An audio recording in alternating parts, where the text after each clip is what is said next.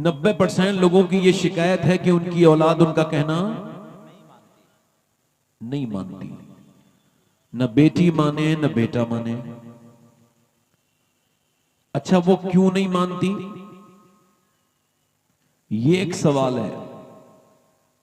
पहले से ज्यादा तालीम है, पहले से ज्यादा तालीम है कि नहीं? मगर तालीम है, मगर बदतमीजियां पहले से ज्यादा बढ़ गई, बेहयाइयां बेशर्माइयां पहले से ज्यादा बढ़ गई।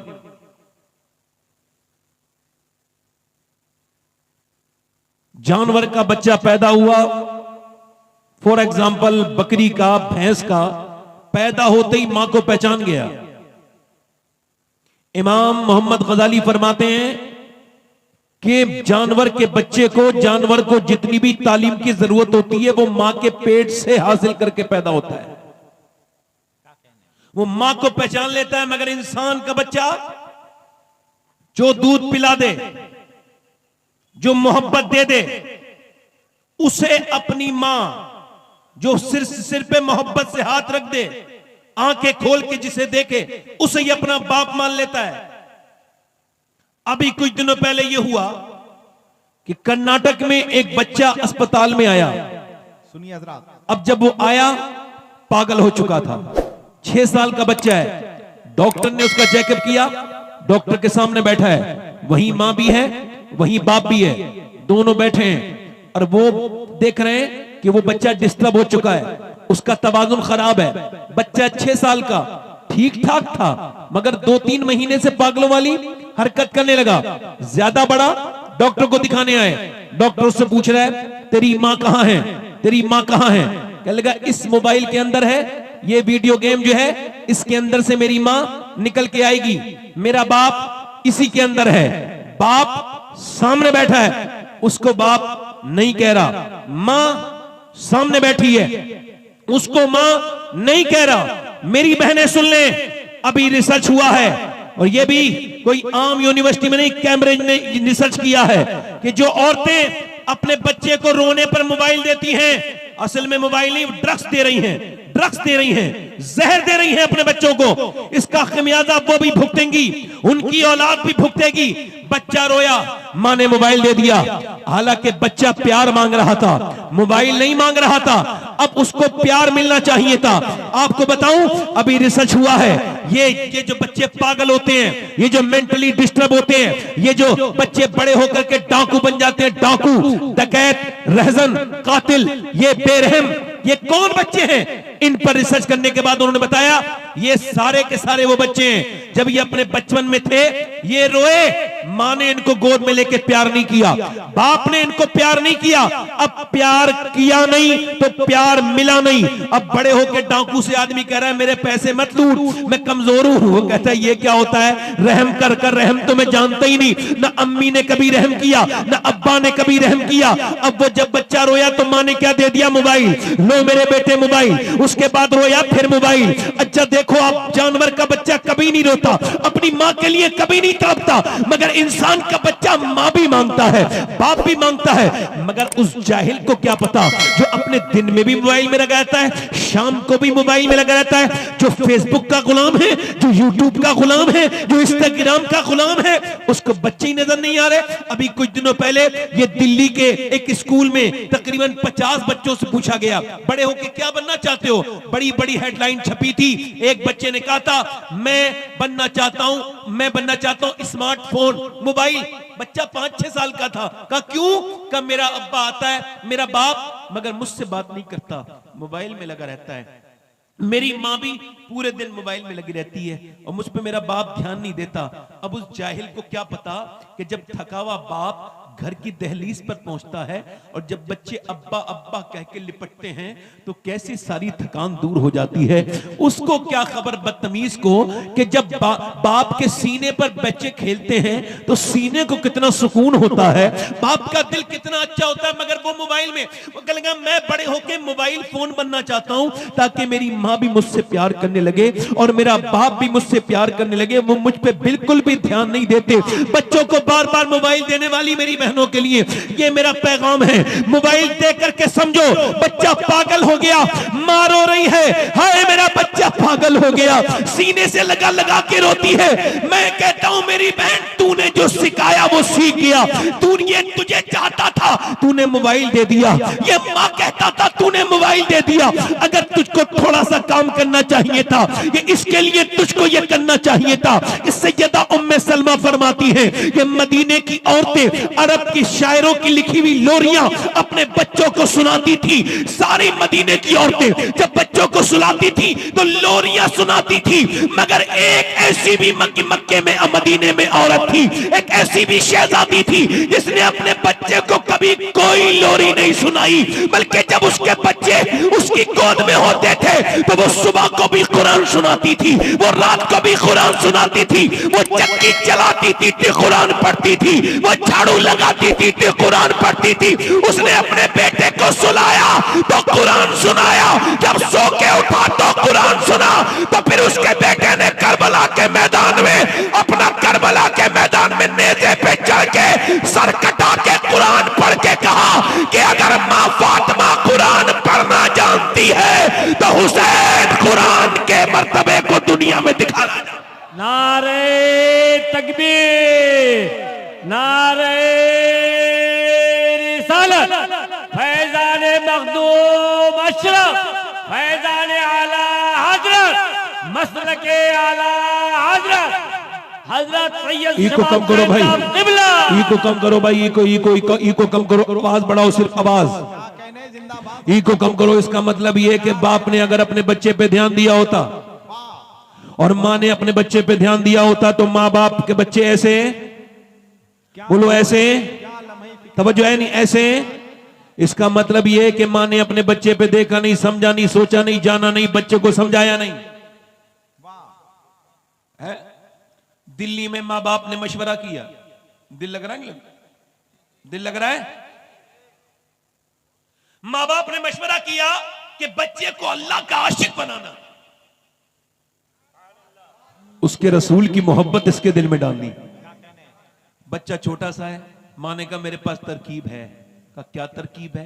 कहा मैं बताती हूं। भूख लगी बेटे को, कहा बेटे 2 रकात नमाज पढ़ो, अल्लाह खाना देगा।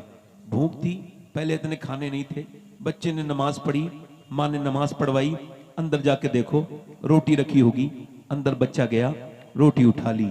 रोज यही करवाती थी माँ, रोई करवाते करवाते बच्चा हल्का सा बड़ा हो गया। एक दिन माँ ना जाने बेचारी कहां चली गई, भूल गई आना वक्त पर, रोने लगी, मालिक आज मेरा बेटा फिर नमाज पढ़ेगा, फिर वुजू करेगा, और अगर कमरे में खाना ना मिला तो मेरे रब उसकी मोहब्बत और उसकी जो अकीदत है कहीं उसमें कोई कमी ना आ जाए। मेरे मालिक मैं जितना भी झूठ बोली थी या मैं रोटी रखती थी, मेरी नियत को तू जानता है, तेरी मोहब्बत के लिए रखी थी। मेरे मालिक लाज रख लेना, इस माँ की, मजबूर माँ की लाज रख लेना। माँ रोते रोते घर पहुंची और जब देखा तो बच्चा सो रहा है, कहा उठो बेटे, चलो उठा दिया, चलो वुजू करो, नमाज पढ़ो, रोटी अंदर अल्लाह रख देगा। कहा अम्मा आपके पीछे मैंने नमाज भी पढ़ ली और अल्लाह ने रोटी भी रख दी, मैंने नमाज पढ़ी मगर ऐसी रोटी कभी नहीं खाई अम्मा जैसी आज मुझको रोटी मिली है। रोटियां पहले भी खाई थी। तो मियां हिंदी में रोटी को कहते हैं काकी। उसी बच्चे का नाम बड़े होके कुतुबुद्दीन बख्तियार काकी था। बादशाहों के निशान मिट गए मगर बख्तियार काकी का रोजा आज भी दिल्ली में चल रहा है। नारे तकबीर, नारे रिसालत। कुतुबुद्दीन बख्तियार काकी का रोजा आज भी जल्दी बोलो, आज भी बोलो, आज भी चमक रहा है, दमक रहा है। माओ ने चाहा, इधर देखो, तवज्जो मेरी तरफ गौर करना। हजरत सैयदना फुजैल बिन अयाज घोड़े पर बैठे हैं, घोड़ा चल रहा है, अचानक बिदक गया, आउट ऑफ कंट्रोल हो गया घोड़ा। आउट ऑफ कंट्रोल समझते हैं? आउट ऑफ कंट्रोल मतलब उनके वो इख्तियार से बाहर जाने लगा। तो उन्होंने उसको, घोड़े को रोका, एक जगह बांधा, मुसल्ला बिछाया, नमाज पढ़ी और फिर उठे, घोड़े पे सवार होकर चल दिए। किसी ने पूछा हुजूर घोड़े का इलाज तो पानी है, दाना, पानी दाना है, और घोड़े का इलाज तो घास है, चारा है, ये आपने नमाज क्यों पढ़ी? कहने लगे मुझे हुजूर की हदीस याद आई। जब घोड़ा बेकाबू हुआ तो मुझे हदीस याद आई। मेरे नबी फरमाते हैं जब बंदा अपने मालिक का कहना नहीं मानता तो उसके नीचे वाले भी उसका कहना नहीं मानते। मैं समझ गया कि मेरा आज रब नाराज हुआ है तो घोड़ा भी मेरा कहना नहीं मान रहा है। मैंने सोचा घोड़े को क्या मनाना है तो अपने रब को मनाना है। अगर रब मान गया तो फिर सारे हालात ठीक हो जाएंगे। कभी बच्चे कहना ना माने तो झगड़ने की जरूरत नहीं, कभी बीबी का बात ना माने तो झगड़ने की मस्जिद में जाओ और अल्लाह के सामने सर झुकाओ और कहो मालिक कौन सी ऐसी खता हो गई जो मेरी औलाद मेरा कहना नहीं मान रही है। अल्लाह राजी तो सब राजी, अल्लाह राजी तो अल्लाह राजी तो एक बेटे बैठ के सुन ले 2 मिनट भाई। माशाअल्लाह, इनके लिए दुआ करो, इन नौजवानों को अल्लाह अक्ल अता करे। जरा आमीन कहते हैं। इनको पता नहीं है कि दुनिया में यूं ही नहीं आया गया है। हाँ, ना ना ना, मेरे हुजूर एक जगह वजू कर रहे हैं, इस्तंजा किया हुजूर ने, फरागत। हर वक्त बावजू रहना सुन्नत है हुजूर की। तो हुजूर ने वजू करना है, 12-13 कदम दूर पानी है। हुजूर ने तयम्मुम फरमाया। हजरत अब्बास हुजूर के चचा कहते हैं हुजूर तयम्मुम तो इस सूरत में है, आप फरमाते हैं तो सामने पानी है, इसमें हिकमत समझ नहीं आई, जब पानी है तो तयम्मुम। तो हुजूर की आंखों में आंसू आए और फरमाया वो 12-13 कदम दूर था पानी। ऐ मेरे चचा, मुझे उस पानी तक पहुंचने की उम्मीद नहीं थी और मैं अल्लाह की बारगाह में बेवजू हाजिर नहीं होना चाहता। हुजूर को तो यह भी पता है कि मैं कब बनूंगा और आप कब बनेंगे, मगर हुजूर बेवजू नहीं हाजिर होना चाहते। हम गुनाहों के साथ हाजिर होंगे, बदनिगाही के साथ हाजिर होंगे। हमारी आंखें गंदी, बताओ कब्र में पहुंचते ही एकदम फरिश्तों ने कहा नजर ना उठाना बदकार, अभी गंदी फिल्म देख के आया है, तू जब मरा था तो उसे गंदी तस्वीरें देख रहा था, तेरी आंखें इस लायक नहीं कि तू आमला के लाल का चेहरा देखे। मेरे दोस्तों, मेरे अजीजों, रोज तौबा किया करो, सुबह भी किया करो, शाम भी किया करो। मौत कभी ओटीपी फील नहीं कराती, मैसेज नहीं आता मौत का। मैं फिर अर्ज कर रहा हूं मेरे भाई, मेरे दोस्त, ध्यान से बैठ के मेरी बात सुन। मुझे दाद न दे, बिल्कुल भी दाद न दे, अब नहीं चाहिए दाद, बस सुन ले मेरी बात। बस ये सुन ले कि मैं क्या कहने के लिए क्या आया हूं। बस मैं ये कहना चाहता हूं कि औरतें अगर चाहें तो बच्चों को जहन्नम से, बहुत अच्छे, अगर मर्द चाहें तो अपने बेटों को जहन्नम से। हुजूर फरमाते हैं हर बच्चा अपने बाप का राज होता है। एक औरत है, गैर मुनक़सिम हिंदुस्तान है। अच्छा, एक औरत अपने आदमी को लेके जा रही है, वो कभी बेचारा बाजार नहीं गया था अम्मी अब्बा अपनी बहन के साथ, मगर उसके साथ जा रहा है। एक खरीदा सामान, दूसरा सामान खरीदा, तीसरा सामान खरीदा और शाम तक बेचारी मैचिंग करती रही। ये मजलूम हाथ में बच्चा लेके इसके पीछे पीछे चलता रहा और कोई सूरत भी नहीं थी फरार की। शाम को जब शाम को घर आया तो उसकी पड़ोसन ने कहा कि तेरा आदमी न कभी अपनी बहन के साथ गया बाजार, ना अपनी मां के साथ, मगर तू जब कहती है तो चला जाता है और पूरे दिन के लिए भी जाता है। कहा तू मुझे ताने दे रही हो? कहा ताने नहीं दे रही हूं, समझा रही हूं। तू अगर उसे बाजार ले जा सकती है तो तू उसे मस्जिद भी भेज सकती है। क्या कहने, क्या कहने, जिंदाबाद जिंदाबाद। आपको तो वही लतीफे वाले मौलवी अच्छे लगते होंगे ना, वो जो हंसा हंसा के पेट में दर्द कर देते हैं। ये जो हंस रहे हैं ना मौलवी, हंसा रहे हैं, ये कयामत में तो नहीं हंस पाएंगे इंशाअल्लाह। याद रखना इस बात को, कभी कोई मौलाना साहब हंसाए बेतकल्लुफ तरीके से, फुअड़ तरीके से, समझ रहे हो, तो उससे कहना कभी कोई कुरान पढ़ते पढ़ते हंसते देखा है? आपने देखा?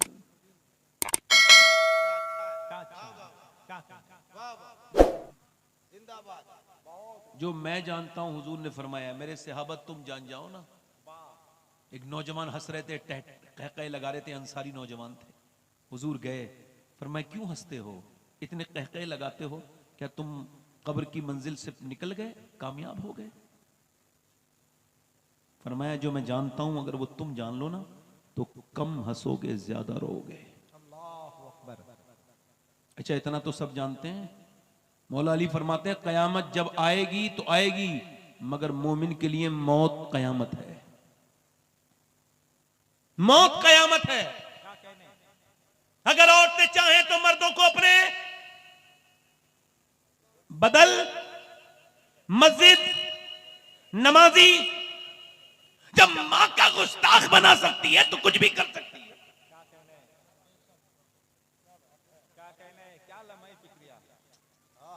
गैर मुनक़सिम हिंदुस्तान है। मेरी बहनें सुन लें, तकरीर अच्छा सुनती हैं औरतें, मर्द इतने गौर से नहीं सुनते। मेरी बहनों के अल्लाह ने सब्र बहुत दिया होता है, ये बड़ी शरीफ होती हैं, बड़ी नेक होती हैं औरतें। सुभान अल्लाह। अगर कोई समझाने वाला हो तो औरतों को विलायत मर्दों से भी जल्दी मिल जाती है, चूंकि इनके पास जो आंसू हैं वो बहुत है अल्हम्दुलिल्लाह। और अल्लाह के साथ जितना भी रिश्ता है आंसुओं का है। तो तवज्जो करो मेरी तरफ। एक गैर मुनक़सिम हिंदुस्तान है, एक मियां बीबी हैं दोनों, एक चौधरी हैं, उनके दो बीबियां हैं। चौधरी बड़ा मालदार होता है। पहले चौधरी हर आदमी को नहीं कहते थे, मालदार को कहते थे। हजारों बीघा जमीन, 100 नौकर उसके पास, बड़ी हवेली, नामवर आदमी, दो बीबियां, तीसरी शादी कर ली। तीसरी बीबी ठीक मिल गई। कभी कभी बीबी ठीक भी मिल जाती है, इसको तीसरी ठीक मिली। क्यों बता रहा हूं? क्योंकि तीसरी नमाजी थी, उसका बाप नमाजी, उसकी मां नमाजी, उसके भाई नमाजी, पूरा बैकग्राउंड पूरा नमाजी है। अब ये नमाजी औरत इसके यहां पे आई तो इसको घुटन होने लगी। ना कोई नौकर नमाज पढ़े, ना चौधरी खुद नमाज पढ़े, ना उसकी दो बीबियां नमाज पढ़े। इसने सोचा नमाजी कैसे बनाना है। इसने कोई ताने आने नहीं दिए कि तुम नमाज नहीं पढ़ती और मैं नमाज पढ़ती हूं, पूरी जिंदगी इसी वजह से जहन्नम में जाएगी, कि ताने ही देती रही पूरी जिंदगी। और उसने कोई बदला उदला नहीं अपने आप को, उसने वो नहीं दिए कोई ताने कि कुछ पढ़ी लिखी औरतें अगर जाहिलों में शादी करके आ जाएं तो पूरी जिंदगी इसी वजह झगड़ा करती हैं कि तुम पढ़े लिखे नहीं हो और मैं जो है पढ़ी लिखी हूं। बेचारी अपनी जिंदगी बर्बाद कर लेती है। वो समझदार थी, उसने सोचा कि नमाजी कैसे बनाना है। क्या कहने, जल्दी जोर से तो बोलो यार। नमाजी कैसे बनाना। नमाजी। अब उसने सोचा कि तो देखा कि चौधरी सोता है, 3 बीबियां थी चौधरी के, मगर सोता था बैठक में। उसने देखा कि चौधरी को दूध लेके जाता है नौकर। उसने कहा तुम लेके नहीं जाओगे बल्कि मैं लेके जाऊंगी दूध। उसने दूध उसके हाथ से ले लिया, उसको थोड़ा सा स्पेशल बनाया, उसके अंदर बादाम शदाम डाल के और उसको बेहतरीन गर्म करके सुर्ख कर लिया और जाके पहुंची, लीजिए चौधरी साहब दूध। उसने कहा मेरे नौकर भी पहले बहुत है और मेरी 2 बीबियां वो कभी दूध नहीं, आप क्यों लेके आई हैं? बोली मेरे हुजूर ने फरमाया है अगर मखलूक में मैं किसी को हुक्म देता कि वो मखलूक को सजदा करे तो मैं औरत को देता कि वो अपने मर्द को सजदा करे। आपका मकाम इतना बड़ा है कि मेरे नबी ने आपके बारे में ये इरशाद फरमाया, तो आपकी खिदमत मैं करूंगी या नौकर करेगा? आप लीजिए ना दूध पीजिए। उसे बात अच्छी लगी, उसने दूध पी लिया।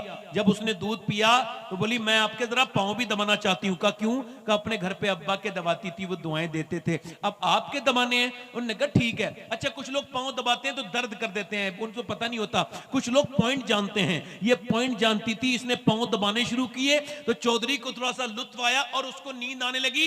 ये भी उठ के बोली मैं जा रही हूं चौधरी साहब और आपको नींद आ रही है, अगर आप कहो तो फजर की नमाज में उठा दूं। क्या कहने, क्या कहने। एक तो चौधरी, दूसरा मर्द, तीसरा मालदार, 3 अलामत तकब्बुर की। का तू मुझे समझाएगी?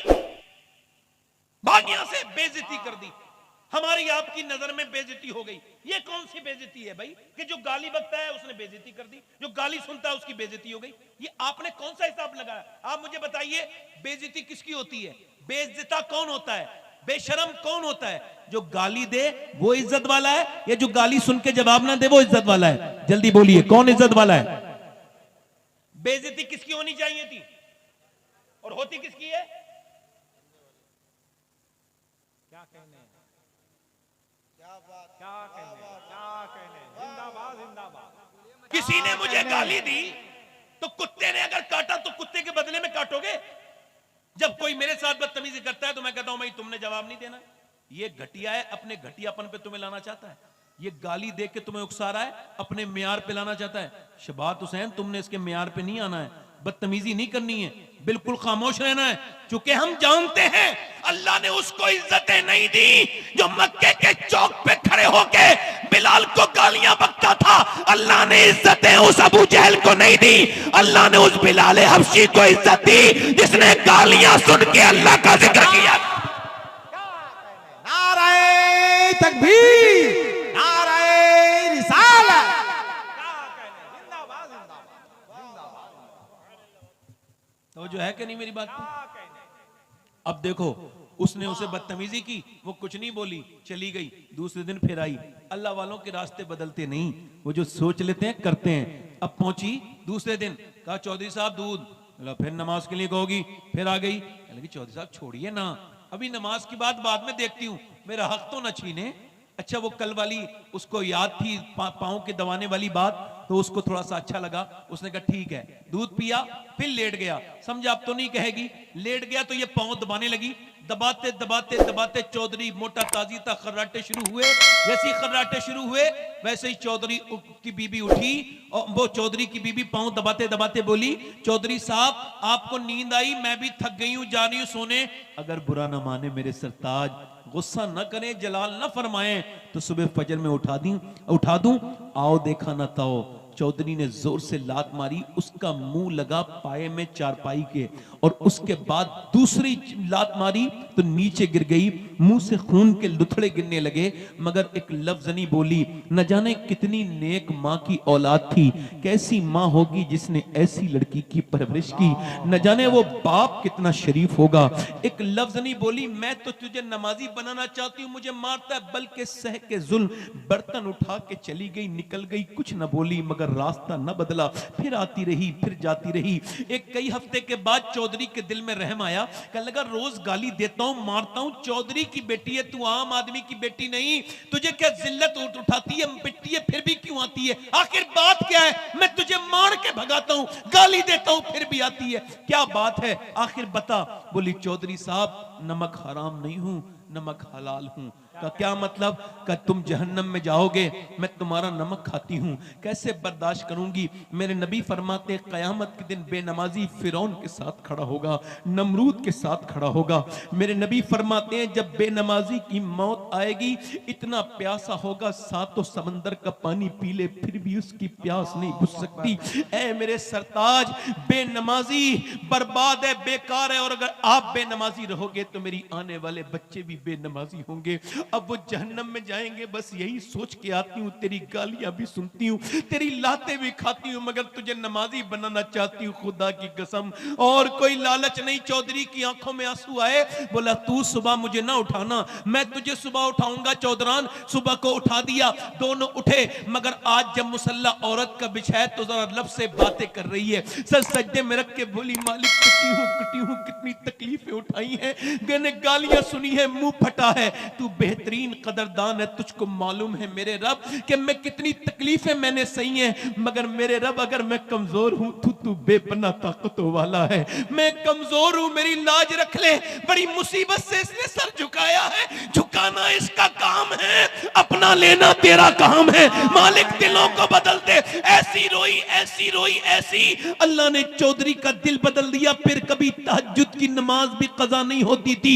उसने अपने सामने मस्जिद बड़ी सी बनवाई, बेहतरीन मस्जिद बनवाई, बेहतरीन मदरसा बनवाया, और मियां उसके सारे नौकर नमाजी, उसकी बीवी बच्चे सब नमाजी, पूरा घर नमाजी। और जब इन दोनों मियां बीवी के दरमियान बच्चा पैदा हुआ तो कोई आम बच्चा नहीं था, बल्कि कुतुबुल अख्ताब सुल्तान मोहम्मद बाहू था, जिसने कहा था तस्बीह फिरी पर दिल नहीं फिरिया, की लेना तस्बीह पढ़ के हूं, इल्म पढ़ा पर अदब न सीखिया, की लेना इल्म पढ़ के हूं। तो इसका पैगाम दुनिया को यह जाता है कि अगर माँ बाप नेक हो जाएं तो बच्चे नेक नहीं बल्कि अल्लाह के वली बन के पैदा होते हैं। नाराए तकबीर, नाराए रिसालत, जश्न मेराजुन नबी, मसलके आला हजरत। औरत ने कपड़े बनवाए, दुनिया भर के काम किए, मगर कभी अपने आदमी से ये ना कहा कि नमाज को चला जा। जो है माँ बाप से दूर होने वालों, मेरी तरफ देखना, हिलना जुलना नहीं, ध्यान से सुनना। और बोलूं या खत्म कर दूं? दिल लग रहा नहीं लग रहा? हाथ उठा के बताओ कितने लोगों का दिल लग रहा है?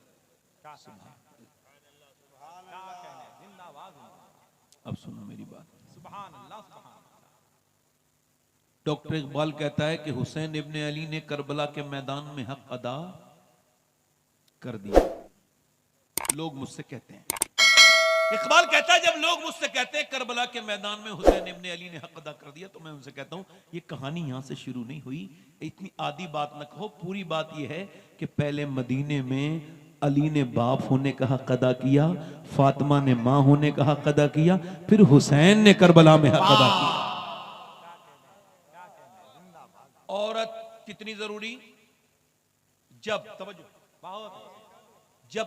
पहली मर्तबा 5 आयात नाजिल हुई, पहली वही आई इकरा, ठीक, ये जब आयत नाजिल हुई, पहली मर्तबा ये सूरत नाजिल हुई, मक्के में हुजूर नीचे उतरे, किसी और किसको सुना देते, किसी मर्द को सुनाते, अपने किसी खानदान वाले को सुनाते, मगर पहली बार ये 5 की 5 आयत हुजूर ने किसको सुनाई? सैयदा खदीजतुल कुबरा को, अपनी बीबी को, क्योंकि हुजूर जानते थे मैं खदीजा को सुना रहा हूं, खदीजा फातिमा को सुनाएगी और फातिमा हुसैन को सुनाएगी और ज़ैनब को सुनाएगी और ज़ैनब करबला के मैदान में साबित करेगी जब नवासी के तकवे का ये आलम है तो मदीने की खदीजतुल कुबरा का आलम क्या हो।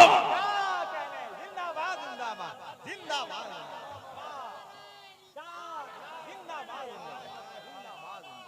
जिंदाबाद जिंदाबाद। बहुत अच्छे, क्या बैठो बैठो। बहुत अच्छे, जिंदाबाद। इसका मतलब बहुत साफ है, अपनी बेटियों को तालीम दो। क्या दो बोलो।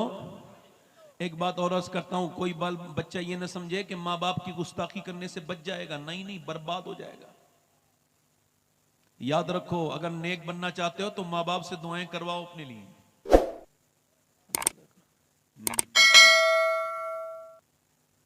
शाह अहमद नूरानी रदी अल्लाह रहमतुल्लाह अलैह लंदन में तकरीर कर रहे हैं, बहुत बड़े वली हैं अल्लाह के, बहुत नेक आलिम दीन है, तकरीर कर रहे हैं। तकरीर करते करते वो बाहर को निकले तो उनसे एक नामा निगार ने सवाल किया, अखबार रिपोर्टर ने, कि आप मुझे ये बताइए क्या आपकी वालदा आज भी, हमने सुना है आपके साथ रहती हैं, आप अपनी अम्मी को अपने साथ रखते हैं?